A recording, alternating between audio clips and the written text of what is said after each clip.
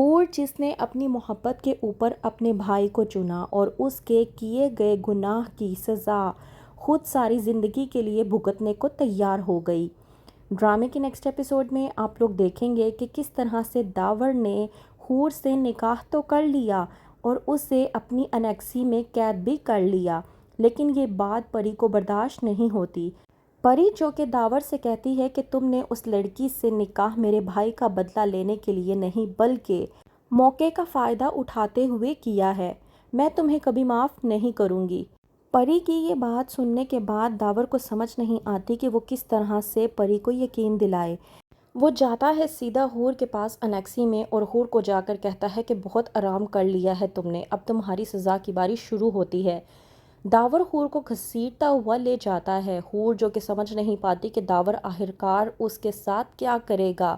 وہیں پر داور جب حور کو گھسیٹتے ہوئے لے جاتا ہے، داور حور کو سیدھا پری کے کمرے میں گھسیٹتے ہوئے لے جاتا ہے اور لے جا کر پری کے قدموں میں پھینک دیتا ہے اور کہتا ہے کہ تمہیں کیا لگتا ہے کہ میں نے نکاح نامے کے ذریعے اس سے نکاح کیا ہے؟ نہیں، ایسا کچھ نہیں ہے۔ نکاح نامے کے ذریعے میں نے اسے عمر قید کی سزا دی ہے۔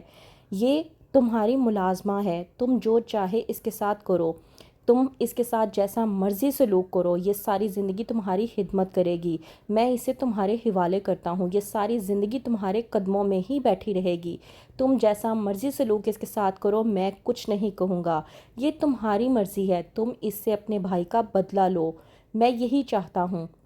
پری داور کی بات سننے کے بعد حیران تو ہوتی ہے لیکن دوسرے ہی پل خوش بھی ہو جاتی ہے۔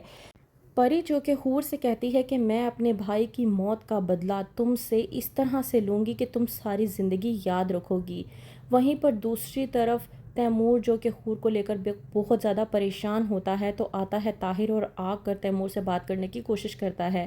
کہتا ہے کہ بیٹا تم اپنی طبیعت کیوں خراب کر رہے ہو، تم نے کھانا بھی نہیں کھایا۔ وہیں پر تیمور اپنے والد طاہر سے کہتا ہے کہ میں کیا کروں، میری بھوک پیاس سب کچھ ختم ہو گیا ہے، بس دل کرتا ہے کہ کوئی آئے اور آ کر مجھے حور کی خبر دے دے کہ وہ بالکل ٹھیک ہے اور میں جا کر حور کو لے آؤں۔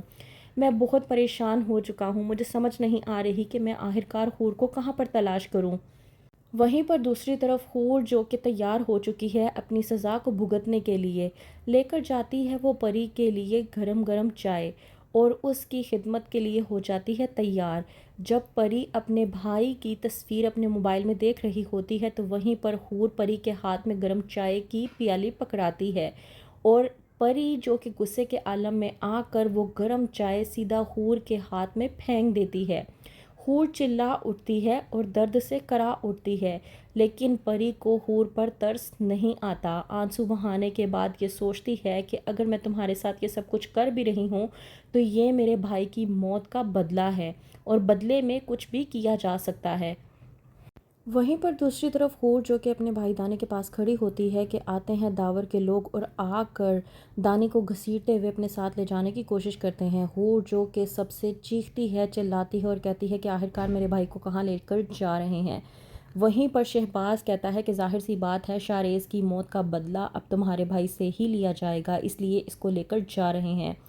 حور جیسے ہی یہ سنتی ہے تو وہ پریشان ہو کر اٹھ جاتی ہے اور سوچتی ہے کہ یہ میرا خواب تھا، اگر واقعی ہی میں یہاں سے چلی گئی تو یہ لوگ میرے بھائی دانے کے ساتھ کیا کچھ کریں گے، یہ لوگ میرے پہ اتنا ظلم ڈھال رہے ہیں جبکہ میں نے کچھ کیا نہیں، تو دانے کا تو برا حشر کر دیں گے اور میں دانے کے ساتھ ایسا نہیں ہونے دوں گی۔ تو کیا ہوگا حور کے ساتھ، کس طرح سے حور کی زندگی ایک نیا موڑ لے کر آئے گی، کیا حور کبھی تیمور سے مل بھی پائے گی یا نہیں، کیا ہوگا آگے؟ مزید جاننے کے لیے دیکھتے رہیے ایک لفظ زندگی۔